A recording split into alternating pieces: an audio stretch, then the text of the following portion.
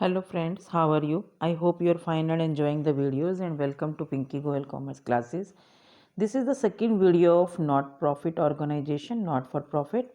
और जिस पहली वीडियो में बच्चे मैंने आप लोगों को नॉट फॉर प्रॉफिट ऑर्गेनाइजेशंस होती क्या हैं और उसमें कितने अकाउंट बनाए जाते हैं ये टॉपिक कवर किया था.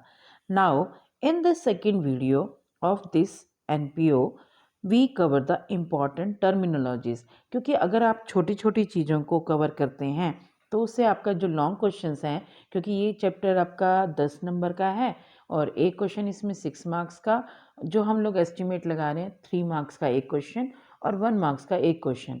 तो उन 3 मार्क्स के लिए और 6 मार्क्स के लिए आपको छोटी छोटी टर्मिनोलॉजीज क्लियर होती हैं कि कौन सी चीज़ कौन से अकाउंट में अपीयर होंगी और उनका क्या ट्रीटमेंट होता है.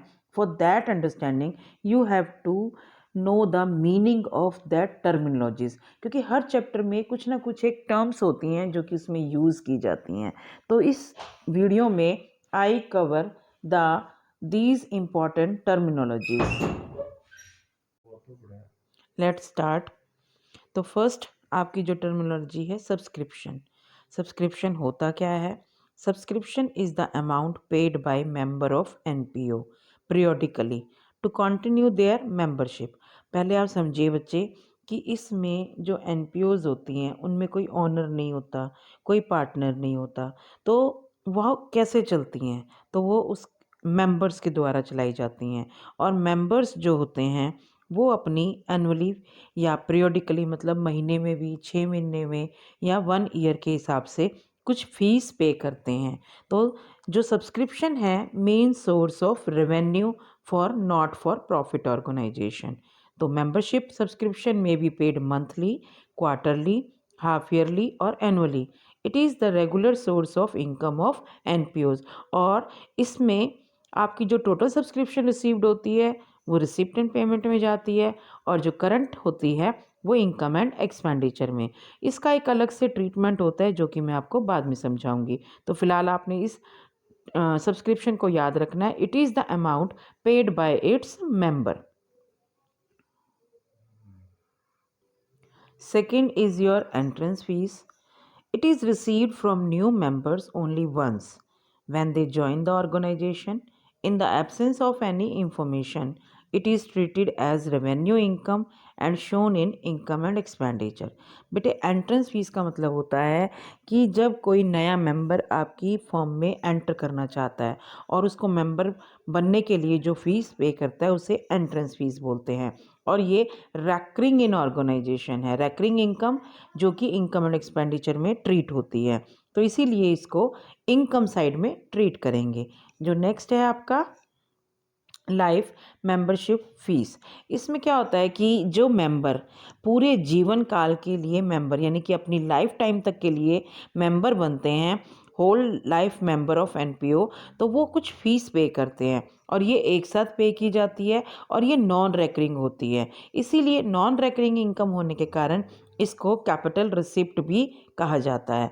और कैपिटल रिसिप्ट होने के कारण इसको हम balance sheet, closing balance sheet में लाइबिलिटी साइड में करते हैं. क्योंकि जैसे बच्चा आपको पता है कि अगर किसी और के पैसे हमारी जेब में आ जाते हैं तो हमें उसका बर्डन रहता है कि हमें उसके पैसे देने हैं.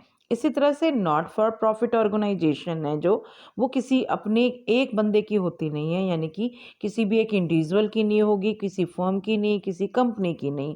तो इसमें जो होल लाइफ मेंबरशिप का पैसा पे करते हैं वो उस संस्था के लिए पूरे जीवन काल के लिए होता है और उनको समय आने पर यूज़ करते हैं. तो दैट्स वाई, क्योंकि ये एडवांस में आ जाता है तो ये किसी भी फॉर्म ऑर्गेनाइजेशन के लिए लाइबिलिटी होती हैं.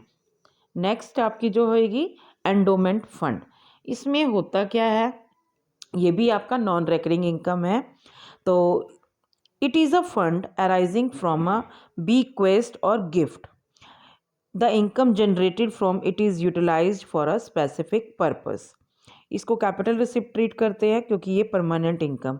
इसमें क्या होता है बच्चे कि जैसे मान लो किसी पर्सन ने कहा कि मैं अपनी जो प्रॉपर्टी है वो इस संस्था को देता हूँ, और मतलब बिजनेस की प्रॉपर्टी को, और जो उस बिजनेस प्रॉपर्टी से कोई भी इनकम आएगी आपके पास, उसको आपने स्पेसिफिक कार्यों के लिए यूज़ करना है। और वहाँ पर जैसे कि मान लो ये जो नॉट फॉर प्रॉफिट ऑर्गेनाइजेशन है, जैसे कि मान लो स्पोर्ट्स से रिलेटेड है, तो स्पोर्ट्स के इवेंट का कह सकता है वो, या वो कह सकता है कि जो एक साल में एक इवेंट होता है, मेरा पैसा उस साल के इवेंट पे खर्च करना है।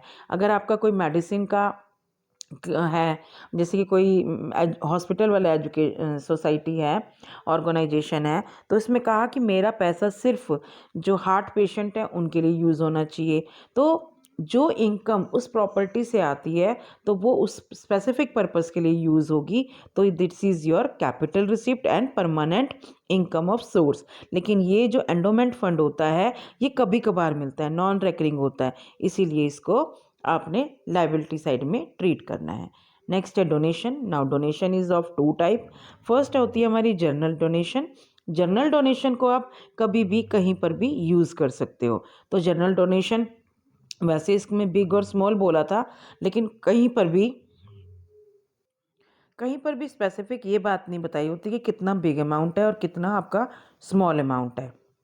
इसीलिए अगर आपकी जनरल डोनेशन होती है तो उसको आपने रेकरिंग इनकम में ट्रीट करना है। रेकरिंग इनकम का मालूम होता है कि वो इनकम साइड आएगी, और जो स्पेसिफिक डोनेशन है किसी स्पेसिफिक पर्पस के लिए होगी तो वो आपकी लाइबिलिटी में, क्लोजिंग बैलेंस शीट में। जैसे मैंने आपको एंडोमेंट फंड का बताया कि ये एक स्पेसिफिक पर्पस के लिए होती है, इसी तरह से जो स्पेसिफिक डोनेशन है उसमें आपका जैसे मान लो कैंप लगाना है या कोई स्पोर्ट इवेंट कराना है, प्राइज डिस्ट्रीब्यूशन करना है, इस डोनेशन के साथ वो लिखा होता है या उसको बताया गया होता है, तो वो डोनेशन सिर्फ उसी काम के लिए यूज़ होगी। आप जनरली उसको as a source of, main source of income नहीं यूज़ कर सकते। तो इसको जब जनरल डोनेशन आएगी वो इनकम एंड एक्सपेंडिचर में, अगर वो स्पेसिफिक डोनेशन क्लियरली कर ली गई है तो वो आपकी क्लोजिंग यानी कि जो करंट ईयर की बैलेंस शीट आएगी उसकी लाइबिलिटी साइड में आएगी। नेक्स्ट होती है लीगेसी। इसमें क्या होता है बेटे कि ये वो अमाउंट होता है जो कि नॉट फॉर प्रॉफिट ऑर्गेनाइजेशन, इस प्रकार के व्यक्ति से जो मरते वक्त अपनी इच्छा के अनुसार अपनी प्रॉपर्टी उसको दे सकते हैं फॉर्म ऑर्गेनाइजेशन को, तो ये नॉन रेकरिंग इनकम होती है। जैसे किसी ने कहा कि जो मेरी मरने के बाद मेरी प्रॉपर्टी का 10% है उस संस्था को दान कर दिया जाए, तो इस तरह से वो लीगेसी, लीगेसी का मतलब होता है अपनी इच्छा से लीगली वो डोनेट करके गया है। नेक्स्ट है बेटे सेल ऑफ ओल्ड असेट्स। तो इसमें जो पैसा मिलता है यानी कि जो नॉट प्रॉफिट ऑर्गेनाइजेशन है उसकी सेपरेट लीगल एंटिटी है, उसकी अपनी अलग पहचान है, और वो अपने नाम पर किसी भी प्रॉपर्टी को खरीद भी सकती है, और अगर वो चाहे तो उस पुरानी प्रॉपर्टी में बेच भी सकती है। तो अगर amount realised from the sale of asset is a capital receipt, so it is not to be shown in income and expenditure. लेकिन अगर, क्योंकि उससे तो आपको पैसा मिल रहा है, पैसा तो आपने रियलाइज़ किया, कैपिटल रिसिप्ट हो गई, कैपिटल रिसिप्ट आपकी वो शो कर देंगे आपकी बैलेंस शीट में, लेकिन इसकी ज़रूरत भी नहीं होती। लेकिन इसका जो लॉस, प्रॉफिट और लॉस जो होता है ना, कि अगर आपको प्रॉफिट हुआ है तो वो इनकम एंड एक्सपेंडिचर में शो करेंगे, अगर लॉस हुआ है तो वो भी। तो इसमें ध्यान रखना है, अगर प्रॉफिट होगा तो इनकम हो जाएगी, अगर लॉस होगा तो एक्सपेंडिचर में शो करेंगे। क्लियर। नेक्स्ट है आपका पेमेंट ऑफ हनोरियम। हनोरियम का मतलब क्या होता है कि किसी का ऑनर्ड करना, किसी को सम्मान देना। तो बच्चे इसमें मान लो कोई संस्था है अपने किसी एम्प्लॉय को सम्मान देना चाहते हैं who are not employ at this time. जैसे कि अगर हम लोग बात करें कि आपके कोई क्रिकेटर है, कोई खिलाड़ी है, या कोई अभिनेता है, या किसी समाज में अच्छा कार्य करने वाला सामाजिक करता है, तो उनको वो अगर संस्था कोई अवार्ड देना चाहती है, कोई ऑनर करना चाहती है किसी नेता का, तो उस तरह से, ताकि उनकी वो संस्था जो है वो फेमस भी हो सके और उनको दान वगैरह भी आ सके, तो ये पेमेंट ऑफ ऑनोरियम एक रेवेन्यू एक्सपेंडिचर है और ये आपका एक्सपेंडिचर में आएगा। नेक्स्ट है बेटा sale of old newspaper and sports material. तो इनसे जो भी स्पोर्ट्स मटेरियल से या न्यूज़पेपर से आपको अमाउंट मिलती है, तो वो realise from the sale of old newspaper, magazines and used sports material like old bats.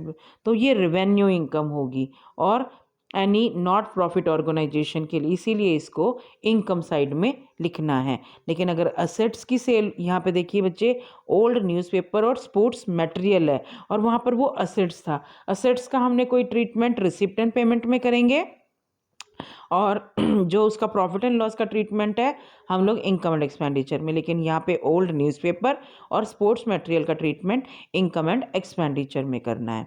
तो यहाँ से आप लोगों की इम्पॉर्टेंट टर्मिनोलॉजीज थी जो कि इसमें होनी ज़रूरी हैं। अब इसके बाद अब आपको मैं दो चीज़ें मेन इसमें सिखानी है।